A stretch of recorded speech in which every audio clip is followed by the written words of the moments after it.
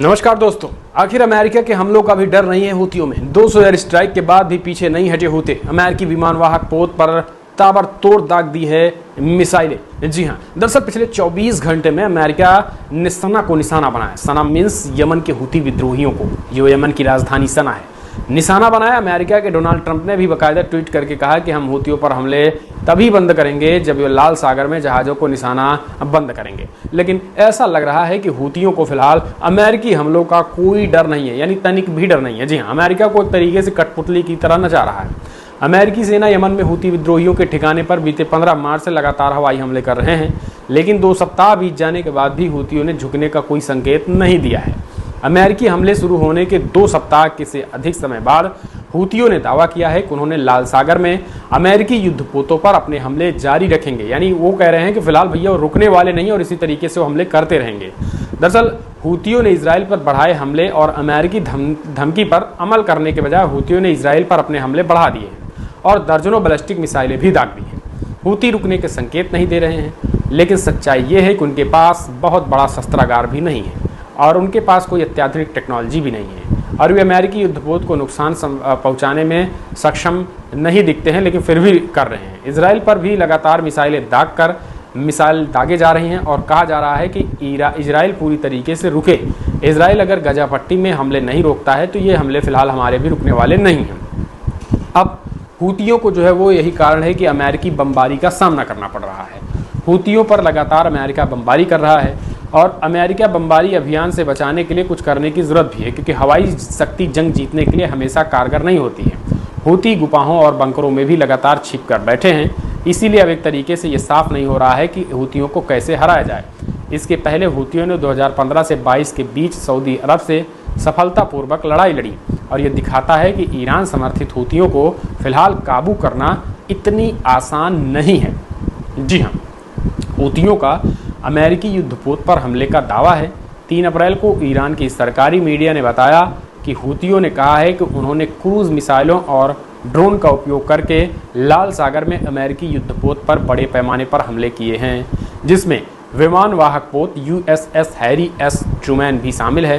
हूतियों ने इसे एक तरीके से अमेरिकी हमले का करारा जवाब बताया है। इस बीच हूतियों ने बताया है कि बुधवार को संदिग्ध अमेरिकी हवाई हमले में कम से कम उनके 6 लोग मारे गए थे। हूती विद्रोहियों की ओर से मृतकों के संबंध में जारी किए गए आंकड़ों के अनुसार अमेरिका के राष्ट्रपति डोनाल्ड ट्रंप के कार्यकाल के दौरान यमन में विद्रोहियों को निशाना बनाते हुए किए गए हमलों की संख्या में वृद्धि हुई है और इन हमलों में कम से कम 67 लोग यानी 67 लोग मारे गए हैं। तो अब आप समझिए नंबर ऑफ कैजुअल्टी बड़ी है। अमेरिका ने किए 200 से ज़्यादा हमले।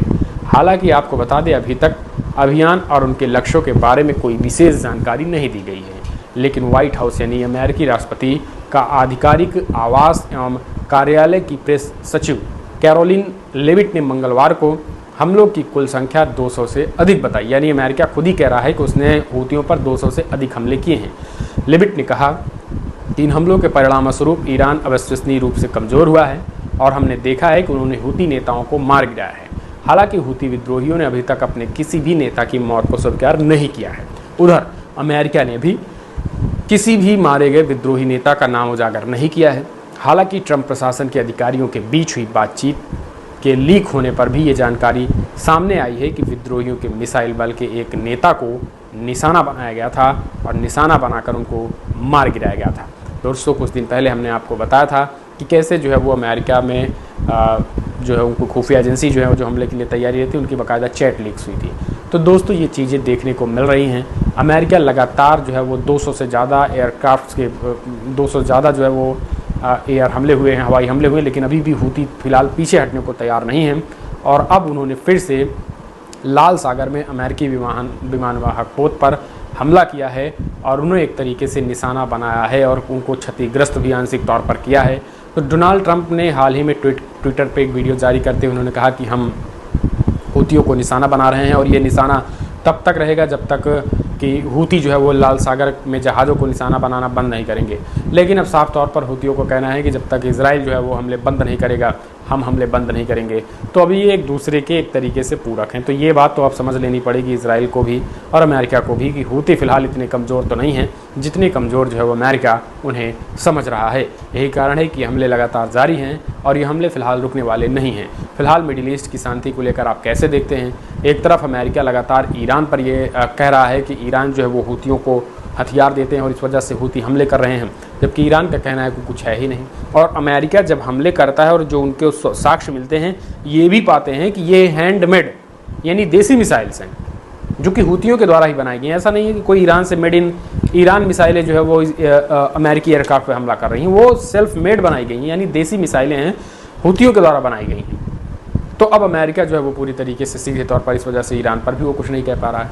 तो ये सारी चीज़ें, सारा जो है वो जियो पॉलिटिक्स में जो चीज़ें निकल के आ रही हैं, एक बात तो क्लियर है कि युद्ध यहाँ रुकने वाला नहीं है। मिडिल ईस्ट में इतनी जल्दी शांति नहीं आने वाली है। अमेरिका और इजराइल पूरी तरीके से अशांत करके ही मानेंगे, लेकिन ईरान और हूती लगातार लगे हुए हैं कि हम कैसे शांति स्थापित करें।